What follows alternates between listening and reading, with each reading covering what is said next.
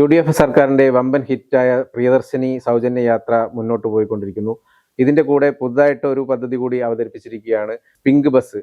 Pink bus വനിതകൾക്ക് വേണ്ടിയിട്ട് വൈകിട്ട് സഞ്ചരിക്കാൻ വേണ്ടിയിട്ട്. ഇത് പക്ഷേ സൗജന്യമല്ല, വനിതകൾക്ക് വൈകിട്ടുള്ള തിരക്കുള്ള സമയങ്ങളിൽ സഞ്ചരിക്കാൻ വേണ്ടിയിട്ടാണ് പിങ്ക് ബസ് യാത്ര ഇത് കൊണ്ടുവന്നിരിക്കുന്നത്. കാരണം UDF സർക്കാർ അധികാരത്തിൽ വന്നിട്ട് വെറും 2 മാസമായിട്ടേ ഉള്ളൂ എന്ന് ഓർക്കണം. 1 മാസം കഴിഞ്ഞപ്പോൾ തന്നെ പ്രിയദർശിനി സൗജന്യ യാത്ര പദ്ധതി നടപ്പാക്കി വൻ കയ്യടിയാണ് അതിന് കിട്ടിയിരിക്കുന്നത്. നിരവധി വനിതാ യാത്രക്കാർ ഇതിനെ ആശ്രയിക്കുന്നുണ്ട് എന്നുള്ളതൊക്കെ നമുക്കറിയാം. പക്ഷേ സർക്കാരിന് കുറച്ച് ബാധ്യതകളൊക്കെ വരുന്നുണ്ടെങ്കിൽ കൂടി ഈ പിങ്ക് ബസ് പദ്ധതി കൂടി വരുന്നതോടുകൂടി UDF സർക്കാർ ശരിക്കും സ്ത്രീപക്ഷ സർക്കാരായി മാറുകയല്ലേ? അല്ല, UDF സർക്കാർ സ്ത്രീപക്ഷ സർക്കാരാണ് എന്നുള്ളതിന്റെ ഏറ്റവും വലിയ ഉദാഹരണമാണ് ഇന്ദിരാ ഗ്യാരണ്ടിയിൽ പ്രഖ്യാപിച്ച 5 ഗ്യാരണ്ടിയിൽ അല്ലെങ്കിൽ വാഗ്ദാനങ്ങളിൽ സ്ത്രീകളെ പ്രധാനം അല്ലെങ്കിൽ സ്ത്രീകൾക്ക് ഇഷ്ടപ്പെടുന്ന രീതിയിൽ സ്ത്രീകളെ സമൂഹത്തിന്റെ മുന്നിലേക്ക് കൊണ്ടുവരിക. ഇപ്പോൾ KSRTCയിൽ സൗജന്യ യാത്രയാകട്ടെ, പെൺകുട്ടികൾക്ക് പ്രതിമാസം നൽകുന്ന 1000 രൂപ, കോളേജ് വിദ്യാർത്ഥിനികൾക്ക് നൽകുന്ന 1000 രൂപ ആകട്ടെ, ബാക്കി കാര്യങ്ങളിലും സ്ത്രീകൾ ഉൾപ്പെടുന്നുണ്ടെങ്കിൽ പോലും സ്ത്രീകൾക്ക് വേണ്ടി 2 പദ്ധതികൾ മുന്നോട്ട് വെക്കുന്നു. ഇന്ദിരാ ഗ്യാരണ്ടി എന്നാണ് പറഞ്ഞത്, അവിടെയും ഒരു സ്ത്രീയുടെ പേര്. പിന്നെ ഈ പദ്ധതി കിട്ടിയിരിക്കുന്ന സൗജന്യ യാത്ര കിട്ടിയിരിക്കുന്ന പേര് പ്രിയദർശിനി എന്നാണ്. അപ്പോൾ എല്ലാവർക്കും ആശങ്കയുണ്ടായിരുന്നു ഇത് എത്രത്തോളം നടപ്പിലാക്കാൻ പറ്റുമോ, അല്ലെങ്കിൽ വിജയിക്കുമോ, പരാജയപ്പെടുമോ എന്നൊക്കെ. എനിക്കും പല രീതിയിൽ, ഞാൻ ആദ്യം തുടക്കത്തിൽ ഇന്ദിരാ ഗ്യാരണ്ടി പ്രഖ്യാപിച്ചപ്പോൾ ഞാൻ എതിർത്തിരുന്ന ഒരാളാണ്. പൂർണ്ണമായി അല്ലെങ്കിലും മാനദണ്ഡം വെക്കണം, സർക്കാർ ജീവനക്കാരൊന്നും ഈ ബസ്സിൽ കയറി സൗജന്യമായി പോകേണ്ട ആവശ്യമില്ല എന്ന് അങ്ങനെ ഒരു അഭിപ്രായമായിരുന്നു എനിക്ക്. എന്നാൽ അത് മന്ത്രി വ്യക്തമാക്കിയ ഒരു കാര്യമുണ്ട്, ഞാൻ പാവപ്പെട്ടവളാണ് എന്ന് ഒരു സ്ത്രീ പല ആളുകളോട് പറയേണ്ടി വരുന്ന വളരെ മോശമാണ്. അതുകൊണ്ടാണ് അപ്പോൾ ഞാൻ ആലോചിച്ചപ്പോൾ അത് ലോജിക്കലി കറക്റ്റ് ആണ്. പിന്നെ എനിക്ക് ഇപ്പോഴും പ്രിയദർശിനിയുമായിട്ടുള്ള ഒരു എതിർപ്പല്ല, ഒരു അഭിപ്രായമുള്ളത് എന്ന് പറയുന്നത്, ആർക്കെങ്കിലും ഒക്കെ പേ ചെയ്ത് പോകാൻ താല്പര്യമുണ്ട് ഒരു QR കോഡ്. കാര്യം മന്ത്രി CP ജോൺ ഇതിന് മുൻപ് പറഞ്ഞിരുന്നു, ഒരു QR കോഡ് സംവിധാനം വേണമെങ്കിൽ നമുക്ക് വയ്ക്കാം, ആർക്കെങ്കിലും സ്കാൻ ചെയ്യാൻ. കാര്യം ഒരിക്കലും ടിക്കറ്റ് ചോദിച്ചവർ വാങ്ങണ്ട, സ്കാൻ ചെയ്ത് പേ ചെയ്തിട്ട് പോകട്ടെ. അത്തരം ഒരു കാര്യം മുന്നോട്ട് വെച്ചാൽ ചെറിയ രീതിയിലെങ്കിലും ഈ കടത്തിൽ നിന്നൊക്കെ സർക്കാരിന് പൂർണ്ണമായി, അല്ലെങ്കിൽ എല്ലാവരും പൈസ നൽകുന്നല്ല, നൽകാൻ താല്പര്യമുള്ളവർക്ക് നൽകാം. 1 രൂപയാണെങ്കിലും സർക്കാരിന്റെ ബാധ്യത 1 രൂപ കുറയില്ലേ എന്ന് ചിന്തിച്ചതിന്റെ അടിസ്ഥാനത്തിലാണ് ഞാനത് പറഞ്ഞത്. ഇപ്പൊ പുതിയ പദ്ധതിയുമായി വരികയാണ് പിങ്ക് ബസ്. പരീക്ഷണാർത്ഥം തിരുവനന്തപുരം ജില്ലയ്ക്ക് അല്ലെങ്കിൽ തിരുവനന്തപുരം സിറ്റിക്കകത്താണ് ഇതുവരെ ആദ്യമായിട്ട് ഇടാൻ പോകുന്നത്. വൈകുന്നേരങ്ങളിലാണ് ബസ് എന്ന് പറയുന്നത്. അത്യാവശ്യമായിട്ട് വേണ്ട കാര്യം എന്നാണ് ഞാൻ പറയുന്നത്, അല്ലെങ്കിൽ ഇതൊരു സ്വാഗതാർഹമായ പരിപാടിയാണ്. ഇതിന്റെ അകത്ത് ഇപ്പോൾ ഏറ്റവും കൂടുതൽ ആരോപണങ്ങൾ ഉയർന്നു വരുന്ന കാര്യം എന്ന് പറയുന്നത്, എന്തുകൊണ്ട് സൗജന്യ യാത്ര നൽകുന്നില്ല, പിങ്ക് ബസ്സിൽ എന്തുകൊണ്ട് സൗജന്യ യാത്ര നൽകുന്നത്? ഒരു വശത്ത് സൗജന്യ യാത്ര സ്ത്രീകൾക്ക് നൽകിയപ്പോൾ പ്രശ്നമായിരുന്ന ആളുകൾ മറുവശത്ത് ചോദിക്കുന്നു, പിങ്ക് ബസ്സിൽ എന്തിനാണ് പൈസ സൗജന്യമായി നൽകുന്നില്ല? എല്ലാ ബസ്സുകളും സൗജന്യമായി മുന്നോട്ട് പോയാൽ KSRTC നഷ്ടത്തിൽ നിന്ന്, അല്ലെങ്കിൽ തന്നെ സർക്കാർ ഫണ്ട് ചെയ്തിട്ടാണ് പ്രിയദർശിനി മുന്നോട്ട് പോകുന്നത്. ഇതിന് മറ്റൊരു ആരോപണം വരുന്നത് എന്താ വെച്ചാൽ, ഈ പ്രിയദർശിനി സൗജന്യ യാത്ര വമ്പിച്ച വിജയമാണെങ്കിൽ പോലും സർക്കാരിന് വൻ തിരിച്ചടിയാണെന്നുള്ളതാണ് ഒരു കാര്യം. അപ്പൊ അതിനെ പതുക്കെ പിങ്ക് ബസ് ഓടിച്ചു തുടങ്ങിയാൽ സ്വാഭാവികമായിട്ടും ആ ഒരു പദ്ധതി നിലനിൽക്കുന്നുണ്ടല്ലോ, അതും വിജയകരമാകുമ്പോൾ ഈ പദ്ധതി പ്രിയദർശിനി സൗജന്യ യാത്ര പതുക്കെ അങ്ങ് നിലനിർത്താം, എന്നിട്ട് പിങ്ക് ബസ് പദ്ധതി മാത്രം മുന്നോട്ട് കൊണ്ടുപോകാം. പല സംസ്ഥാനങ്ങളിലും ഇപ്പൊ പിങ്ക് ബസ് ആണുള്ളത്, പക്ഷെ അത് ഫ്രീ ആയിട്ടാണ് പോകുന്നത്. അപ്പൊ ആ രീതിയിലേക്ക് വൈകിട്ട് മാത്രത്തെ ഒതുക്കുക എന്നുള്ളൊരു പരിപാടിയിലേക്കാണ് നോക്കുന്നത്. അത്തരം കാര്യങ്ങൾ എന്നാണ് ആരോപിക്കുന്നത്. അത്തരം കാര്യങ്ങളൊന്നും സർക്കാർ ഇതുവരെയും പറഞ്ഞിട്ടില്ല. 90 ദിവസം നമുക്കൊന്ന് നോക്കാമെന്നാണ് ആദ്യം പറഞ്ഞിരുന്നത്. പക്ഷെ 90 ദിവസം കഴിയുമ്പോൾ ഇത് നിർത്താമെന്നും സർക്കാർ പറഞ്ഞിട്ടില്ല, അല്ലെങ്കിൽ നിർത്തുമെന്നും സർക്കാർ പറഞ്ഞില്ല. പല കാര്യങ്ങൾക്കായിട്ട് സർക്കാർ ഫണ്ട് ചെയ്യുന്നുണ്ട്, ആവശ്യത്തിനും അനാവശ്യത്തിനും ഒക്കെ കടം വാങ്ങുന്നുണ്ട്. അപ്പൊ ഇത് സ്ത്രീകൾക്ക് ഉപകാരപ്പെടുന്നെങ്കിൽ ഉപകാരപ്പെടട്ടെ എന്നത് തന്നെയാണ് സർക്കാരിന്റെ ആദ്യം മുതലുള്ള നിലപാട്. എന്നാൽ പിങ്ക് ബസ് എന്ന് പറയുന്നത് ഇതുവരെയും അങ്ങനെ ആരും ചിന്തിച്ചിട്ടില്ലാത്ത, എനിക്ക് തോന്നുന്നു മന്ത്രി തിരുവനന്തപുരത്തുകാരനായതുകൊണ്ടും തിരുവനന്തപുരത്ത് ഒരുപാട് ബസ് എന്നുള്ള പേര് മറ്റു സംസ്ഥാനങ്ങളൊക്കെ യൂസ് ചെയ്യുന്നുണ്ടെങ്കിലും ഈ ഒരു ആശയമില്ല. അതായത് വൈകിട്ടുള്ള തിരക്കേറിയ സമയങ്ങളിൽ പിന്നെ ജോലിക്കാർക്കും മറ്റു വർക്ക് ചെയ്യാൻ പോകുന്ന സ്ത്രീകൾക്ക്, അതായത് ആ സമയത്താണ് ഏറ്റവും കൂടുതൽ ബസ്സുകളിൽ റഷ് ഉണ്ടാവുക. അപ്പൊ അതുകൊണ്ട് ആ സമയത്ത് തന്നെ സ്ത്രീകൾക്ക് മാത്രമായിട്ടുള്ള ഒരു ബസ് ഏർപ്പാട് ചെയ്യുക എന്ന് പറഞ്ഞാൽ വളരെ നല്ലൊരു തീരുമാനമായിട്ടാണ് തോന്നുന്നത്. അല്ല, കാര്യം തിരക്കുള്ള സമയമാണ്. നല്ല കാര്യം, ഓഫീസിൽ നിന്ന് വീട്ടിലേക്ക് പോകുന്നവർ, കോളേജിൽ നിന്ന് വീട്ടിലേക്ക് പോകുന്നവർ, ആ സമയത്ത് നല്ല തിരക്കായിരിക്കും.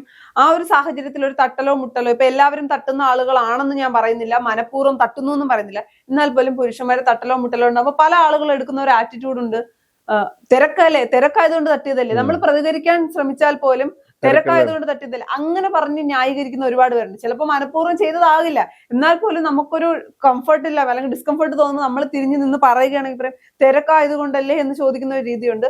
പിന്നെ രാത്രി കാലങ്ങളിൽ ഉള്ളിൽ ഏറ്റവും കൂടുതൽ നമുക്കൊരു ഭയം ഉണ്ടാകും. ഒരു ബസ്സിൽ കയറുമ്പോൾ സ്വാഭാവികമായിട്ടും തിരുവനന്തപുരം സിറ്റിയിലൊന്നും അത്രത്തോളം ഉണ്ടാവും എനിക്ക് തോന്നുന്നില്ല, എന്നാലും നമുക്കൊരു ചിന്ത ഉണ്ടാവും, അയ്യോ ഇനിയിപ്പോ ഇപ്പം 3-4 സ്ത്രീകളെ ഉണ്ടാവും, അയ്യോ അവരവിടെ ഇറങ്ങിയ പിന്നെ ഞാൻ മാത്രമാകില്ല, ഇതിലിനി പുരുഷന്മാര് മാത്രമേ ഉണ്ടാകൂ.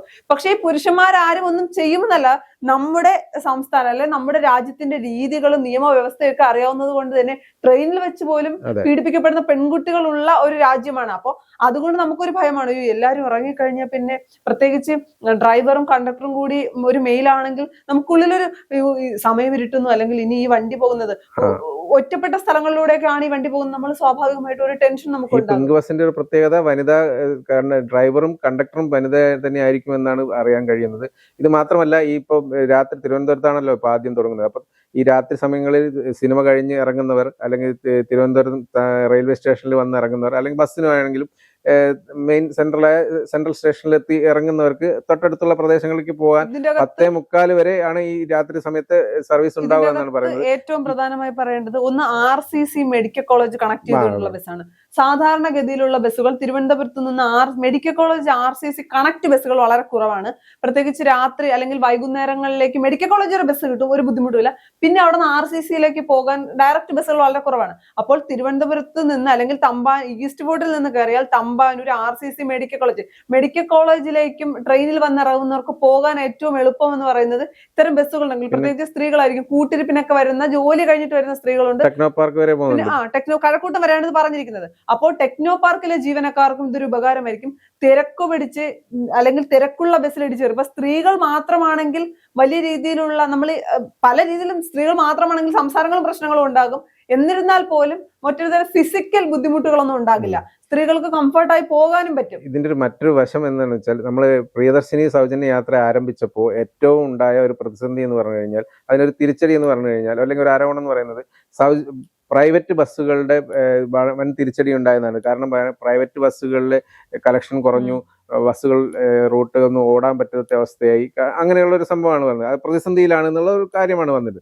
അതേപോലെ ഈ ഒരു പദ്ധതിക്ക് വരാൻ പോകുന്ന ഒരു സാഹചര്യം, ഇതൊരു അതും കൂടി നമ്മൾ ചിന്തിക്കേണ്ട കാര്യമാണ്. കാരണം ഈ ഒരു രാത്രികാല ബസ് എന്ന് പറയുമ്പോൾ, അതായത് വൈകിട്ടുള്ള സംഭവങ്ങളല്ല പറയുന്നത്, ഈ രാത്രി സമയങ്ങളിൽ ട്രെയിനിൽ വന്നിറങ്ങുന്ന ആൾക്കാർ മിക്കവാറും ആശ്രയിച്ചിരുന്നത് ഓട്ടോറിക്ഷകളായിരുന്നു.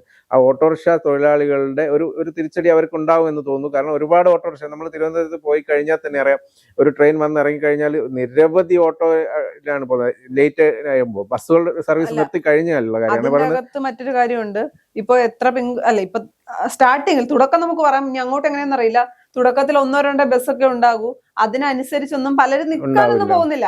പിന്നെ എന്നാൽ സാധാരണക്കാരായ, എനിക്ക് തോന്നുന്നു ഏറ്റവും കൂടുതൽ ഇത് ഉപയോഗപ്പെടുത്താൻ പോകുന്ന വിദ്യാർത്ഥികളൊക്കെ ആയിരിക്കും. പേടിക്കാതെ പോകുക എന്ന് പറയുന്നൊരു സാധനം ഉണ്ടല്ലോ, നമ്മളൊന്ന് പേടിക്കാതെ പല ആളുകളും, നമ്മൾ ബസ്സിലൊക്കെ കയറുമ്പോൾ തന്നെ എല്ലാവരും അല്ല എന്നാൽ പോലും ഈ കാര്യം പറയുമ്പോൾ തന്നെ, ഈ രാത്രി സമയത്ത് ചിലപ്പോൾ ഒരു ലേഡി ഒറ്റയ്ക്കാണെങ്കിൽ, ഒരു വനിത വന്നിട്ട് ട്രെയിൻ ഇറങ്ങി കഴിഞ്ഞാൽ ഒരു ഓട്ടോ വിളിച്ചു പോകുമ്പോൾ രാത്രി കുറച്ച് ദൂരെ ആണെങ്കിൽ അവർക്ക് ഒരു ബുദ്ധിമുട്ടുണ്ടാവുന്നുണ്ട്. കാര്യം നമ്മളൊക്കെ അറിയാം, ഓട്ടോയിൽ വെച്ച് പോലും പീഡിപ്പിക്കപ്പെട്ട സ്ത്രീകളുണ്ട് ഇവിടെ. അപ്പോൾ അതുകൊണ്ട് അത്തരമുള്ള ഭയങ്ങളൊക്കെ മാറ്റാൻ നല്ലതായിരിക്കും. സ്ത്രീകൾക്ക് അനുകൂലമായിട്ട് അല്ലെങ്കിൽ ഒരു സ്ത്രീപക്ഷ നിലപാട് തന്നെയാണ്. പിന്നെ ചേട്ടൻ പറഞ്ഞതുപോലെ ഇത് പ്രൈവറ്റ് ബസ്സുകളെയും ബാധിക്കും. 4:30 മണി സമയമാണ്, ആ ഒരു സമയത്ത് കളക്ഷൻ കിട്ടുന്ന സമയം. ആ ഒരു സമയത്ത് ഒരു വശത്ത് പ്രിയദർശിനി ഉണ്ട്, മറുവശത്ത് പിങ്ക് ബസ് കൂടി വരുമ്പോൾ അതൊരു പ്രശ്നമായി നിലനിൽക്കുമ്പോൾ ഒന്ന് ആലോചിക്കണം. ഇപ്പൊ തിരുവനന്തപുരം എടുത്തു പറയുമ്പോൾ ഈ പിങ്ക് ബസ്സിന് മന്ത്രി പറഞ്ഞിരിക്കുന്ന റൂട്ടിലേക്ക് ബസ്സുകൾ വളരെ കുറവാണ്. മെഡിക്കൽ കോളേജ് RCC ഒക്കെ പോകെങ്കിൽ പോലും അവിടെ നിന്ന് ടെക്നോ പാർക്ക് കഴക്കൂട്ട് ആ ഒരു അങ്ങോട്ടേക്ക് പോകുന്ന ബസ്സുകൾ കുറവാണ്. അല്ലെങ്കിൽ ഇപ്പൊ നമ്മൾ ഈ ഒരു റൂട്ട് കുറവാണെന്നാണ്. ഇപ്പൊ ആറ്റിങ്ങൽ പോകുന്ന ബസ്സിൽ കയറിയ കഴക്കൂട്ടത്ത് ഇറങ്ങാം, അല്ലെങ്കിൽ കൊല്ലത്ത് പോകുന്ന ആ ഒരു രീതി മാത്രമേ ഉള്ളൂ. അപ്പൊ അതുകൊണ്ട് ഈ ഒരു റൂട്ടിൽ ബസ്സുകൾ കുറവാണ്. എന്നാലും ഇതിപ്പോ വലിയ രീതിയിലുള്ള പ്രശ്നം പ്രൈവറ്റ് ബസ്സുകൾക്കും ഉണ്ടാകും, ഓട്ടോറിക്ഷകൾക്കും തന്നെ. എന്നാൽ സ്ത്രീകൾക്ക് ഒരു സുരക്ഷ കിട്ടുന്നുണ്ട്, അല്ലെങ്കിൽ സ്ത്രീകൾക്ക് ധൈര്യമായി കയറാൻ കഴിയും. ഇപ്പൊ ബാക്കി ഒരു KSRTC ബസ്സിലും ധൈര്യമായി കയറാൻ കഴിയില്ല, അല്ലെങ്കിൽ ബസ്സിൽ കയറാൻ കഴിയില്ല എന്നല്ല, എന്നിരുന്നാൽ കൂടി അവർക്ക് ഒരു സമാധാനത്തോടു കൂടി പോകാനും, തിരക്കുകളുള്ള പ്രത്യേകിച്ച് വൈകുന്നേരങ്ങളിൽ നല്ല തിരക്കായിരിക്കും, ആ ഒരു സമയത്ത് ഏറ്റവും സേഫ് ആയിട്ട് പോകേണ്ട. എന്തായാലും സർക്കാർ മുന്നോട്ട് വെച്ച ആശയം നല്ലതാണ്. പുലർച്ചെ 4 മണി മുതലും ആരംഭിക്കുന്നുണ്ട്. അതാണ് ഏറ്റവും കൂടുതൽ ഈ ഷിഫ്റ്റ് കഴിഞ്ഞ് നൈറ്റ് ഡ്യൂട്ടി ഷിഫ്റ്റ് കഴിഞ്ഞ് ഇറങ്ങുന്ന ആൾക്കാർക്ക് വളരെയേറെ ഉപകാരപ്രദമാകുമെന്നാണ് എനിക്ക് തോന്നുന്നത്. ഈ പുലർച്ചെ 4 മണിക്ക് പിന്നെ റെയിൽവേ സ്റ്റേഷനുകളൊക്കെ പോകാൻ 8 മണി വരെ, രാവിലെ 8 മണി വരെ ഉള്ളൂ. അപ്പൊ അതും ഈ സമയത്ത് സർവീസ് നടത്തുന്നത് എല്ലാവർക്കും ഒരു ഉപകാരപ്രദമാണെന്ന് തോന്നുന്നു. അല്ല, എന്തായാലും പുതിയ കുറെ ഐഡിയകൾ ഗതാഗത കൊണ്ടുവരുന്നുണ്ട്. വകുപ്പ് മന്ത്രിയുടെ കയ്യിൽ അല്ലെങ്കിൽ ഗതാഗത വകുപ്പിന്റെ കയ്യിലുണ്ട്, പുതിയ സർക്കാരിന്റെ കയ്യിലുണ്ട്. പക്ഷെ നമ്മൾ ആരും പ്രതീക്ഷിച്ചിരുന്നില്ല ഇന്ദിരാ ഗ്യാരണ്ടിയിൽ പ്രിയദർശിനി പോലും നടപ്പിലാകുമെന്ന് വലിയ പ്രതീക്ഷയില്ലായിരുന്നു. അവിടെ നിന്നാണ് പുതിയ 1-2 ആശയങ്ങളുമായി വരുന്നത്. സ്ത്രീകളെ ചേർത്ത് പിടിക്കുന്ന, സ്ത്രീകൾക്ക് ഇഷ്ടപ്പെടുന്ന, താല്പര്യമുള്ള രീതിയിലാണ്. എനിക്ക് തോന്നുന്നില്ല ഇതും ഒരിക്കലും ഫ്ലോപ്പ് സ്ത്രീകളുടെ ആകാനുള്ള സംരക്ഷണം കൂടി മുൻനിർത്തിക്കൊണ്ട് ഇത് ഒരിക്കലും ഫ്ലോപ്പ് ആകാനുള്ള ഒരു സാധ്യത കാണുന്നില്ല. കാര്യം വളരെ പിന്നെ നമുക്ക് അറിയില്ല എങ്ങനെയാണ് ഇത് മുന്നോട്ട് പോകാൻ പോകുന്നത്. ഈ പദ്ധതികൾ ചേട്ടൻ നേരത്തെ പറഞ്ഞതുപോലെ ട്രെയിൻ വരുന്ന സമയത്ത് തന്നെ ബസ് എത്തുമോ, അങ്ങനെ ഒരുപാട് ആശങ്കകളുണ്ട്. എന്തായാലും പരീക്ഷണാർത്ഥം കുറച്ചോ അല്ലെങ്കിൽ ഒരാഴ്ചയൊക്കെ കഴിയുമ്പോൾ ഏകദേശം ഒരു ഐഡിയ എന്താണെന്നുള്ളത് കിട്ടും.